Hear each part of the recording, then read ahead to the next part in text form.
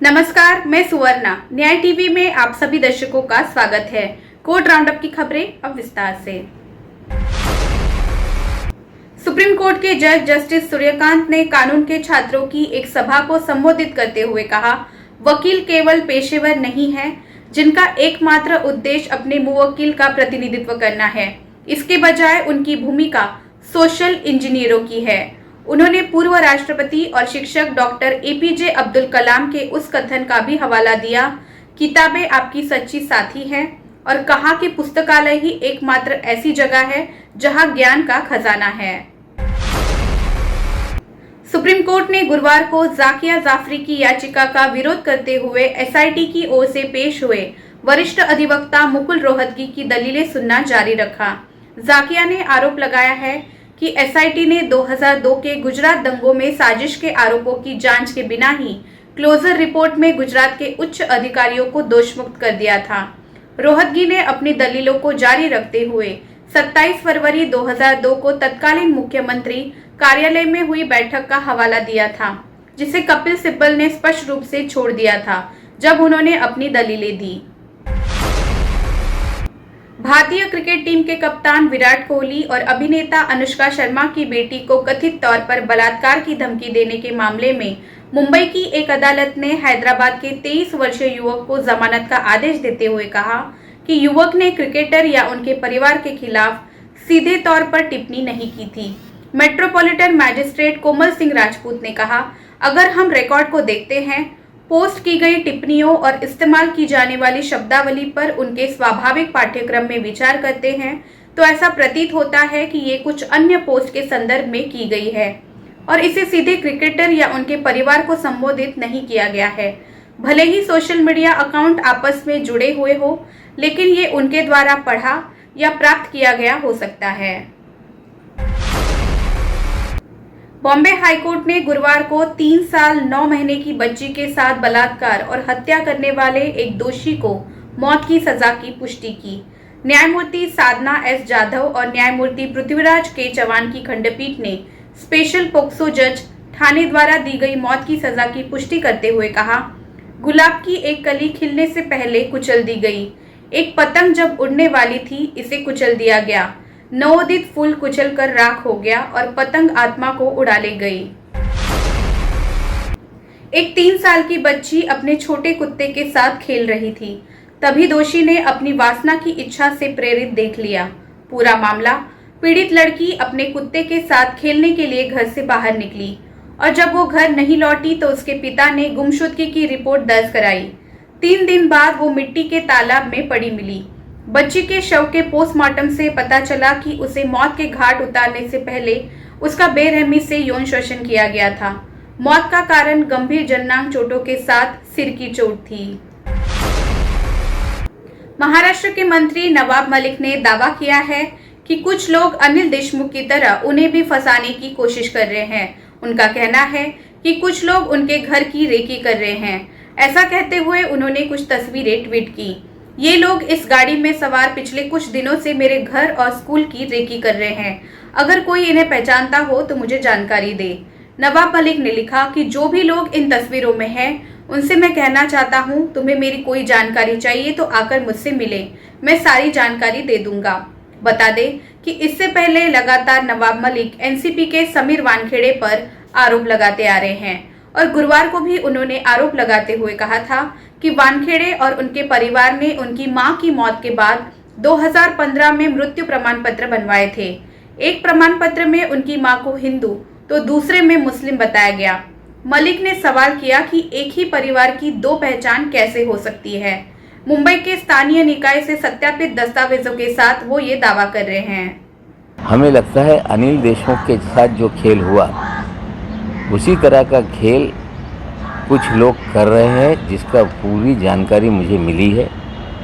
बहुत सारे एविडेंस मेरे पास आए हैं। झूठी कंप्लेंट मेरे खिलाफ बाकायदा कराई गई। कराने वाले उनको जानकारी देते रहे और उसके सारे एविडेंस हाथ में आए हैं और निश्चित रूप से उसकी भी हम जानकारी मुंबई पुलिस कमिश्नर को देंगे। उत्तर प्रदेश के मथुरा के वृंदावन शहर में स्थित बांके बिहारी मंदिर की प्रशासनिक अधिकारी ने मंदिर परिसर में श्रद्धालुओं के माथे पर जबरन टीका या चंदन लगाए जाने पर रोक लगा दी है। ऐसा करने वालों के खिलाफ अनुशासनात्मक कार्रवाई की जाएगी। मंदिर के राजभोग के सेवायत शैलेंद्र नाथ गोस्वामी ने प्रशासनिक अधिकारी सिविल न्यायाधीश जूनियर डिवीजन अर्चना सिंह से शिकायत की थी कि कई गोस्वामी जिनकी उस दिन सेवा भी नहीं होती, वे मंदिर में बैठ जाते हैं और वहां दर्शन के लिए आने वाले श्रद्धालुओं के माथे पर चंदन या टीका लगाकर उनसे दान दक्षिणा मांगते हैं। उन्होंने कहा कि ऐसा करने से मंदिर की व्यवस्था भंग होती है तथा प्रतिष्ठा को भी आघात पहुंचता है। ऐसे में देश विदेश से आने वाले श्रद्धालु स्वयं को असहज स्थिति में पाते हैं और मंदिर के प्रति उनके मन में गलत छवि उभरती है। उन्होंने ये भी बताया कि पूर्व मंदिर प्रशासक द्वारा ऐसे मामलों पर रोक लगाने के लिए 16 मार्च 2017 में भी एक आदेश पारित किया था। मौजूदा मामले में पीठ ने कहा कि दोषियों के सुधार की संभावना के संदर्भ के बिना ही मौत की सजा दी गई थी। तथ्यात्मक पृष्ठभूमि: अदालत मोफिल खान और मुबारक खान द्वारा दायर पुनर्विचार याचिकाओं पर सुनवाई कर रही थी, जिन्हें 2007 में 8 लोगों की हत्या के लिए मौत की सजा सुनाई गई थी। झारखंड उच्च न्यायालय ने मौत की सजा को बरकरार रखा था। 2014 में सुप्रीम कोर्ट ने भी उनकी अपीलों को खारिज करते हुए मौत की सजा को बरकरार रखा। अदालतों ने इस तथ्य पर ध्यान दिया कि निर्दोष बच्चों और एक शारीरिक रूप से कमजोर व्यक्ति सहित 8 लोगों की पूर्व नियोजित तरीके से बेरहमी से हत्या कर दी गई थी। ये निष्कर्ष निकाला गया कि ये मामला मृत्युदंड के योग्य दुर्लभतम से भी दुर्लभ श्रेणी का है। सुप्रीम कोर्ट ने शुक्रवार को 2 मौत की सजा के दोषियों द्वारा दायर की गई पुनर्विचार याचिकाओं पर 30 साल की अवधि के लिए आजीवन कारावास में बदलने की अनुमति दी। न्यायमूर्ति एल नागेश्वर राव, न्यायमूर्ति BR गवई और न्यायमूर्ति BV नागरत्ना की पीठ ने अपने आदेश में कहा कि अदालत का कर्तव्य है कि वो मौत की कठोरतम सजा लागू करने से पहले दोषियों के सुधार की संभावना के संबंध में सभी प्रासंगिक जानकारी हासिल करने के लिए बाध्य है, भले ही आरोपी खामोश रहता है। साथ ही राज्य का ये कर्तव्य है कि वो ये साबित करने के लिए सबूत जुटाए कि आरोपी के सुधार और पुनर्वास की कोई संभावना नहीं है। सुप्रीम कोर्ट द्वारा विज्ञान भवन में आयोजित संविधान दिवस कार्यक्रम में बोलते हुए भारत के प्रधानमंत्री नरेंद्र मोदी ने जोर देकर कहा कि सरकार और न्यायपालिका दोनों संविधान के गर्भ से पैदा हुए हैं और इसलिए दोनों जुड़वा है। पीएम मोदी ने कहा, ये दोनों संविधान के कारण ही अस्तित्व में आए हैं, इसलिए व्यापक दृष्टिकोण से अलग होने के बावजूद ये दोनों एक दूसरे के पूरक हैं। इस अवसर पर भारत के मुख्य न्यायाधीश न्यायमूर्ति NV रमन्ना, केंद्रीय कानून मंत्री किरेन रिजिजू, सुप्रीम कोर्ट और हाई कोर्ट के वरिष्ठ न्यायाधीश, भारत के महाधिवक्ता KK वेणुगोपाल और सुप्रीम कोर्ट बार एसोसिएशन के अध्यक्ष विकास सिंह उपस्थित थे। सुप्रीम कोर्ट ने शुक्रवार को 2019 advocate on record exam AOR examination में अपने परीक्षा परिणाम को चुनौती देने वाले एक वकील द्वारा दायर एक रिट याचिका को खारिज कर दिया। याचिकाकर्ता वकील AOR एग्जाम में असफल रहा था। कोर्ट ने ये देखा कि 2013 के SC नियमों के अनुसरण में जारी AOR परीक्षा के संबंध में विनियमों में पुनर्मूल्यांकन का कोई प्रावधान नहीं है।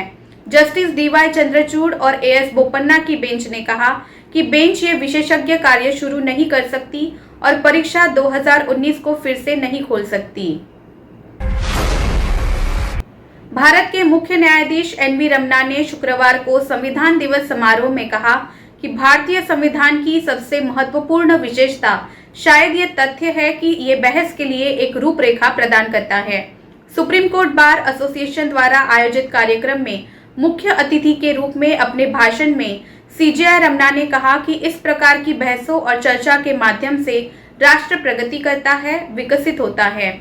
उन्होंने इस प्रक्रिया में वकीलों और न्यायाधीशों की भूमिका पर भी जोर दिया। उन्होंने कहा, इस प्रक्रिया में सबसे प्रत्यक्ष और दृश्यमान खिलाड़ी निश्चित रूप से इस देश के वकील और जज हैं। फिलहाल बस इतना ही। अन्य खबरों के लिए जुड़े रहिए न्याय टीवी के साथ। नमस्कार।